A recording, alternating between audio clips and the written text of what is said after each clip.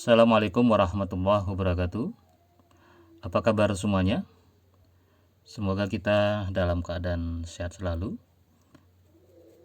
Dan tentunya walaupun dengan kuliah seperti ini, kuliah dengan secara online, tidak menyurutkan semangat kita semua dalam menjalankan perkuliahan. Semoga kondisi seperti ini tidak berlama-lama ya, dan kita masih bisa bertatap muka kembali dalam proses pembelajaran. Baik, hari ini kita akan membahas berkaitan tentang diagnosa organisasi, yang mana nanti kita fokus membahas tentang efektivitas dalam organisasi, kemudian pendekatan diagnosa organisasi. Baik, kita coba lihat ilustrasi dari kondisi perusahaan di sini. Kira-kira antara perusahaan Toyota dan Ford ini dengan hasil per tahun dan upah per mobil dan keuntungan per mobil, perusahaan Ford atau Toyota yang lebih efektif secara organisasi? Efektivitasnya apa? Mana yang lebih efektif? Apakah Toyota atau Ford? Nah, tentunya kita perlu lihat kalau di sini yang kita pahami adalah dari sisi keuntungan. Maka bicara tentang efektivitas, kalau kita lihat dari data ini adalah kinerja keuangan ataupun pendapatannya. Nah, produktif mana yang lebih produktif? Jumlah mobil yang banyak yang mana? Nah, ya, kita lihat Toyota ya. Kemudian keuntungannya, kalau keuntungan lebih untung mana? Ford pasti. Tapi kita lihat produktivitas ya, jumlahnya yang diproduksi banyak, kemudian upah per mobil, biaya untuk memproduksi mobil itu lebih kecil dibandingkan yang Ford, dan keuntungannya lebih, kalau dikatakan keuntungan ya tidak jauh ya antara Ford dengan Toyota, tapi kalau dikuantitaskan, nah ini tentunya banyak sekali gitu kan. Nah, ini dari sisi kinerja perusahaan ya, kinerja keuangan perusahaan. Nah, tapi tentunya kalau misalnya justru proses kalau kita lihat pasti harga mobilnya lebih mahal Ford mungkin ya. Mungkin ada jenis mobil tertentu, kemudian tapi di sini lebih mahal Ford misalnya. Atau terkadang justru biaya mobilnya Toyota justru lebih murah biaya produksinya, kemudian harga jualnya lebih menguntungkan. Nah, ini maka kita kalau bicara dari data ini mana yang lebih efektif secara organisasi, bicara tentang keuangan, jadi berapa pendapatan yang mereka dapat itu. Kemudian kalau kita lihat ilustrasi kondisi organisasi di sini, sebuah fakultas apakah telah berhasil melakukan tugasnya dengan baik ya, berarti di sini kalau organisasi yang dimaksud di sini adalah kampus kemudian fakultas, maka menjadi baiknya itu ukurannya apa ya. Nah, berarti di sini fokus kepada pelayanan dan tentunya siapa yang menjadi customernya adalah mahasiswa gitu kan. Kemudian kalau dari proses pendidikannya menghasilkan sarjana-sarjana yang kompeten sesuai dengan tujuan dan ketetapan ya. Kemudian bisa diterima kerja, banyak yang diterima kerja gitu ya. Nah, ini kemudian berarti fakultas berhasil melakukan proses mendidik atau juga melayani mahasiswa sehingga menjadi lulus, dan lulusannya serapannya lebih banyak dimasuk ke perusahaan, dan jangka waktunya, masa tunggunya mereka bekerja tidak lama. Nah, ini indikatornya. Jadi ada indikator yang mengukur apakah organisasi itu efektif atau tidak dia. Nah, tentunya di sini bisa lihat dari kalau di universitas seperti fakultas, termasuk berarti produktivitasnya juga ya. Kalau di sini yang menjalankan proses di fakultas kan bisnis utamanya ya. Kalau secara bisnis biasanya ada core bisnisnya. Kalau fakultas berarti kan core bisnisnya adalah proses mengajar. Nah, yang melakukan adalah para dosen gitu ya. Di sini berarti produktivitas dosen juga diukur apakah efektif secara tidak gitu ya. Nah, jumlah publikasi para dosen, kemudian penghargaan yang terima gitu ya, kemudian oleh lulusan, kemudian berarti kalau lulusannya banyak yang terima penghargaan, proses pembelajarannya efektif ya. Kemudian kalau dikatakan mahasiswa itu berkompeten, berarti ketika mereka lulus setelah 20 tahun bekerja, standar gajinya berapa gitu. Nah, itu akan memberikan indikator bahwasannya organisasi itu berjalan secara efektif. Kemudian ada 4 pendekatan tentang efektivitas organisasi. Jadi kalau kita mengidentifikasi bahwasannya apakah organisasi itu efektif atau tidak, kita bisa melihat dari pencapaian tujuannya. Nah, di sini apakah organisasi itu sejauh mana bisa mencapai tujuannya ya. Nah, tujuannya tentunya harus jelas, kemudian batas waktunya kapan, kemudian ada indikatornya, kemudian sistemnya, organisasi memperoleh sumber daya yang dibutuhkan. Nah, jadi untuk mendukung proses tadi, ketika organisasi punya bisnis proses utamanya apa, misalnya untuk mendukung bisnis utamanya di situ, misalnya kalau tadi kampus, berarti sumber daya yang dibutuhkan utamanya adalah dosen-dosen yang kompeten gitu ya. Maka apakah bisa mencapai itu gitu ya, ada hubungan yang jelas antara pemasukan dan pengeluaran. Jadi sumber daya sini juga bicara tentang, kalau misalnya produksi gitu kan, berarti perusahaan yang manufaktur berarti bahan-bahan bakunya itu kan, bagaimana memperolehnya, kemudian bagaimana sumber daya sini banyak secara baik itu ya, misalnya juga SDM-nya, kemudian keuangannya, kemudian juga bicara tentang bahan pokoknya, bahan bakunya gitu ya.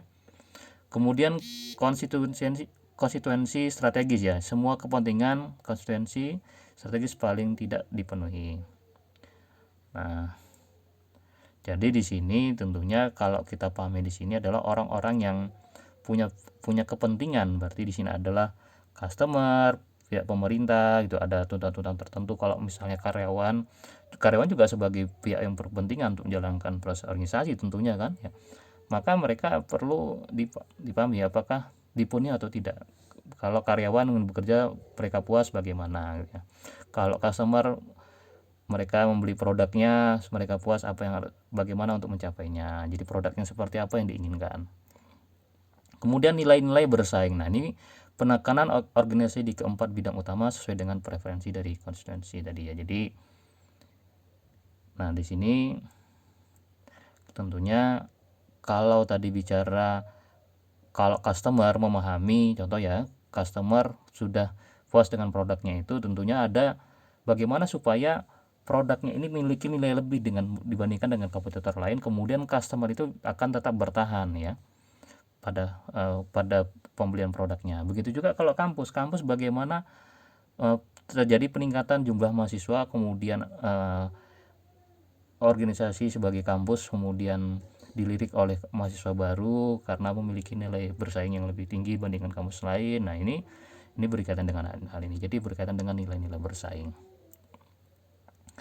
Kemudian kalau kita ukur di sini ada ketika kita melihat apakah organisasi itu efektif atau tidak, maka secara proses organisasi kita bisa melihat dari ada 5 sisi ya. Pertama adalah dari sisi produktivitas dan kinerjanya. Kalau bicara tentang produktivitas dan kinerja, maka bicara antara kuantitas dan kualitas barang dan jasa. Ini tergantung bisnis perusahaannya. Kalau pendidikan berarti kan jasanya dalam proses pembelajaran, mengajar mahasiswa, kemudian mendidik supaya nanti mereka jadi lulusan-lulusan yang terbaik misalnya, kemudian diterima di pasar atau sesuai dengan yang ditujukan ya. Kalau perusahaannya produksi, maka memproduksi produk berapa jumlahnya dan kualitas produknya gitu ya. Dan ini nanti berkaitan tentang kinerja keuangan. Jadi keuntungannya berapa ya, penjualannya berapa ya, balik modalnya berapa, kemudian ada juga bicara tentang efisiensi biaya. Kemudian ketika menjalankan proses organisasinya itu apakah efisien atau tidak gitu ya. Kemudian bicara tentang kepuasan stakeholder. Nah, stakeholder di sini kalau kita lihat tadi dari si pendekatan tadi, ini bicara tentang kompetensi tadi. Dan stakeholder sini tentunya ya pelanggan itu sendiri ya, pelanggan produknya ataupun jasanya ya. Apakah mereka puas atau tidak, itu indikatornya di situ. Kemudian kepuasan investor, kalau misalnya sudah perusahaan terbuka, kemudian ada investornya. Kalau ini adalah pemilik perusahaan yang dimiliki oleh perorangan, maka tentunya juga kepuasan dari perorangan tadi, berarti pemilik perusahaan apakah mereka yang sebagai pemiliknya dikelola dengan baik, apakah dia puas atau tidak. Nah, begitu juga berkaitan tentang di sini human outcome-nya ya, tingkat presensi, turnover karyawan, berapa orang yang keluar masuk ya, jumlah yang keluar dari perusahaan berapa sebulannya, kemudian angka K3 kesehatan dan keselamatan kerja berapa, dalam sebulan berapa terjadi kecelakaan kerja. Nah, itu berkaitan dengan human outcome-nya.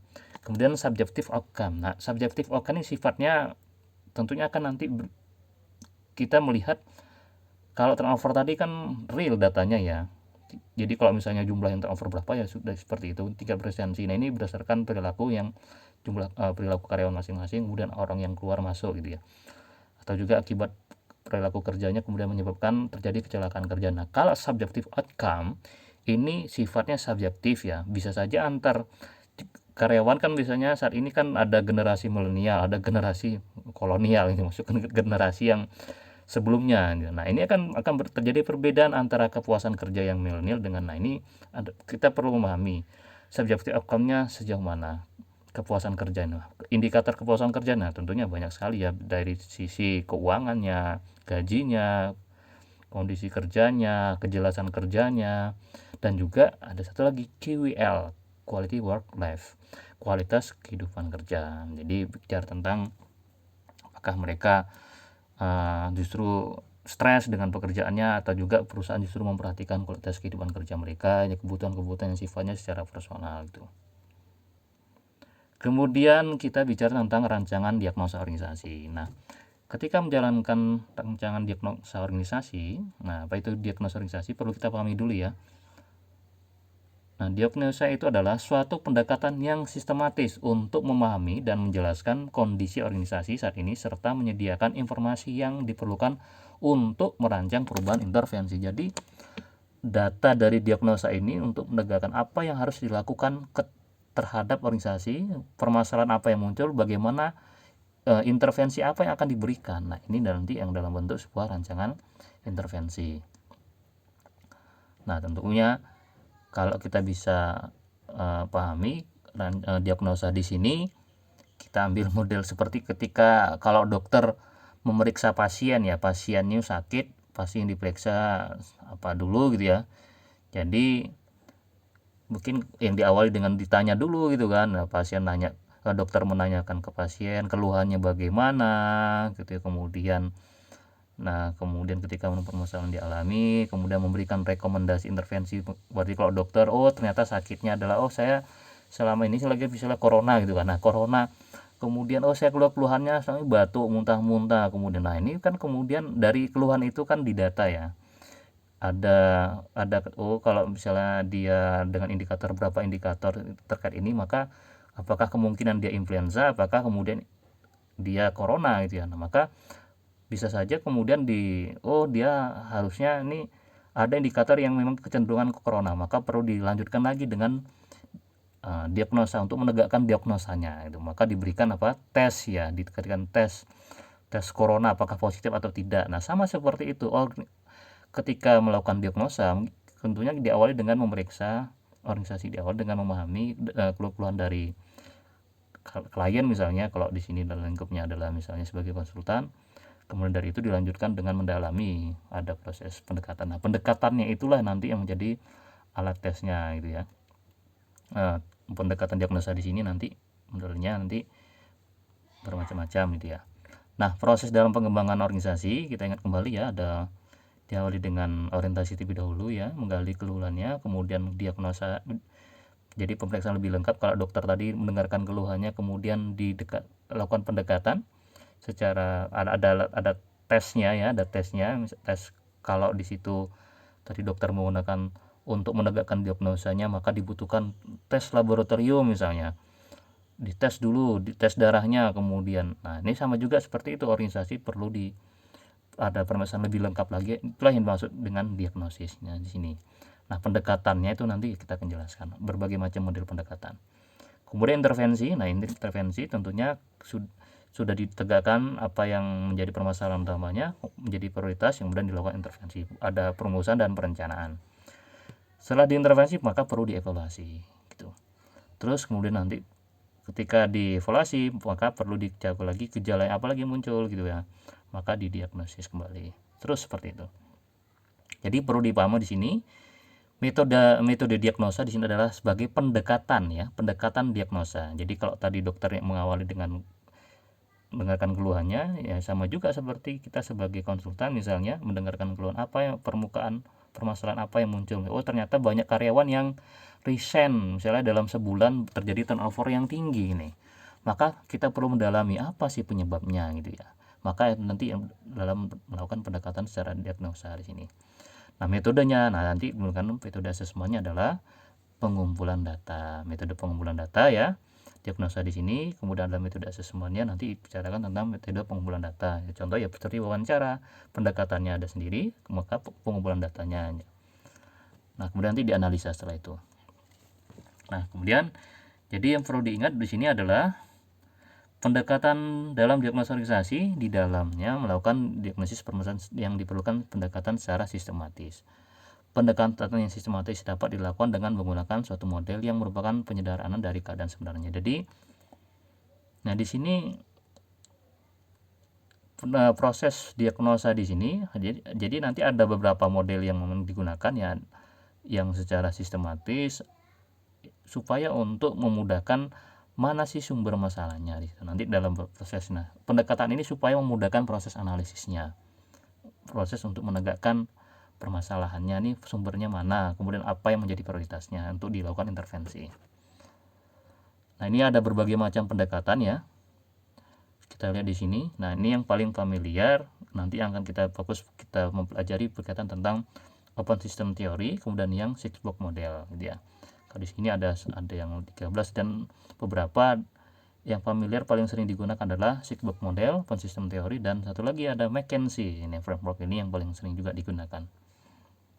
Kalau McKinsey tadi itu berasal dari konsultan McKinsey yang di Amerika sana, kemudian dia membuat alat framework tersendiri untuk melakukan diagnosa.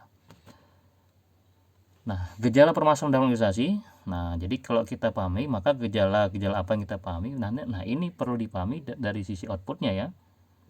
Nah, gejala dari outputnya dulu, dari barang jasa, idenya, bagaimana kalau ada permasalahan nggak terhadap kualitas ataupun dari kinerja dari pembuatan barang tersebut atau jasanya. Oh ternyata banyak yang komplain misalnya, yang ini berarti ada problem di situ. Oh barangnya banyak yang rusak, banyak yang mengeluh gitu ya. Kemudian juga indikator masalah yang gejala-gejalanya dari si produktivitas dan kinerja ini kembali tadi berkaitan tentang efektivitas organisasi, kinerja keuangannya, lalu bagaimana kepuasan stakeholder, gimana outcome-nya, dan seperti itu. Akan ada permasalahan nggak di 5 sini. Maka karena kita mengukur apakah permasalahan itu, maka kita pahami bahwasan apakah ini organisasi efektif atau tidak di situ.